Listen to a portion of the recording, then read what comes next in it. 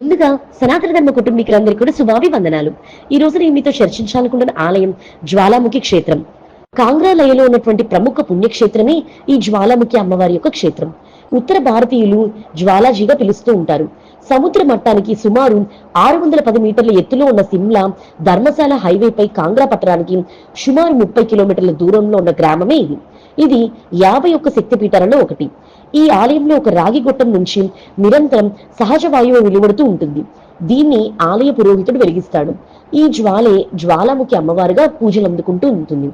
ఇక్కడ జ్వాలాముఖి అమ్మవారే కాక మహాకాళి, అన్నపూర్ణ, చండి, హింగుల, వింధ్యవాసిని, మహాలక్ష్మి, సరస్వతి, అంబిక, అంజీదేవి అని ఈ 9 జ్వాలా దేవతల పేర్లు. అమ్మవారిని మనం కోరుకున్న రూపంలో మనసుకు నచ్చిన భావంతో పూజించుకుంటాము.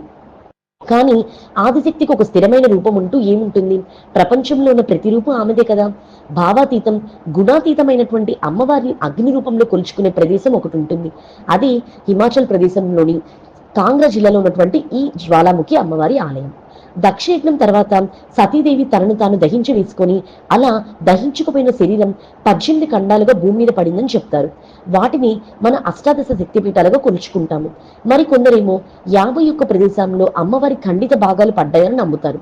వాటిలో ఒకటే ఈ జ్వాలాముఖి క్షేత్రం. జ్వాలాముఖి క్షేత్రంలో అమ్మవారి నాలుక పడిందంట. అందుకని ఇక్కడ అమ్మవారి నాలుక చాస్తున్నట్టుగా నిరంతరం ఒక జ్వాల వెలువడుతూ ఉంటుంది. అనాదిగా విడవకుండా వెలుగుతున్న ఈ మంట వెనుక కారణం ఏమిటో ఎవ్వరికీ అంతుపట్టదు. దాని వెనుక అమ్మవారి యొక్క పరమార్థం ఉంటుందని భక్తుల యొక్క ప్రగాఢ విశ్వాసం. జ్వాలాముఖి అంటే నోట్లో నుంచి మంటలు వస్తున్న అమ్మవారు అని అర్థం. అందుకు ప్రతీకగానే ఇక్కడి మందిరంలో అమ్మవారి విగ్రహానికి బదులుగా కొండ గోడల నుంచి చిన్న నీటి కుండం, గోడల నుంచి వస్తున్న మంటలను అమ్మవారిగా భావించి పూజలు చేస్తూ ఉంటారు. శ్రీయంత్రం ఉన్న ప్రదేశంలో ఎర్రని సాలువతో బంగారు ఆభరణాలతో కప్పి ఉంచుతారు. శ్రీయంత్రానికి ఎర్ర వస్త్రం, పసుపు కుంకుమలతో పూజలు నిర్వహిస్తూ ఉంటారు. ఈ అమ్మవారి మందిరంలో సిక్క మతస్థులు వివాహాలు నిర్వహించడం అతి సంఖ్యలో జరుగుతూ ఉంటుంది. అలాగే నూతన వధూవరులు అమ్మవారి దర్శనానికి రావడం కూడా జరుగుతుంది. గోరఖ్నాథ్ శిష్యులు తపస్సు చేసుకుంటూ ఇక్కడ కనిపిస్తూ ఉంటారు. మందిర ప్రాంగణంలో ఉన్న గోరఖ్నాథ్ మఠం దగ్గర కింద రాతి నుండి వస్తున్న జ్వాల ఆశ్చర్యాన్ని కలిగిస్తుంది.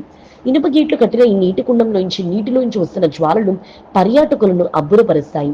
ఇక్కడ అమ్మవారికి పెద్ద పెద్ద పళ్ళాళ్ళు, పూలు, పసుపు కుంకుమ, ఎర్ర వస్త్రంతో పాటు తీపి వంటకాలను నైవేద్యంగా సమర్పిస్తూ ఉంటారు.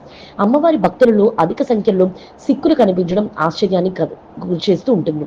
అలాగే దీనికి సంబంధించి ఒక కథ కూడా ప్రాచుర్యంలో ఉంది. పూర్వం కటూచ్ వంశానికి చెందినటువంటి మహారాజా భూమచంద్ దుర్గాదేవికి పరమ భక్తుడు. ఒక రోజు భూమచంద్ కు స్వప్నంలో అమ్మవారు కనిపించి తనకు జ్వాలగా అడవులలో పూజా నైవేద్యాలు లేక పడి ఉన్నట్టు తనకు వెలికి తెచ్చి నిత్య పూజలు నిర్వహించాల్సిన సెలవివ్వగా మహారాజు ఆ అడవుల్లో వెతికి అమ్మవారిని కనుగొంటారు. ఆమెకు దేవాలయం కట్టి నిత్య పూజలు నిర్వహించసాగాడు. ఇప్పటి అక్కడ జ్వాల తప్ప మరే విగ్రహం కనిపించకపోవడం విశేషం.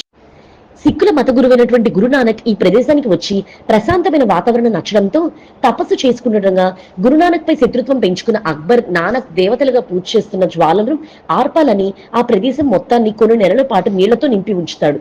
కొన్ని నెలల తర్వాత కూడా మంటలు ప్రజ్వలిస్తూ చూస్తూ ఉన్నటువంటి అక్బర్ నానక్ ను మహాపురుషుడిగా అంగీకరించి అమ్మవారికి బంగారు చిత్రాన్ని సమర్పించి అమ్మవారికి క్షమార్పణ అడిగి మరీ ఢిల్లీ వెళ్ళిపోతాడంట.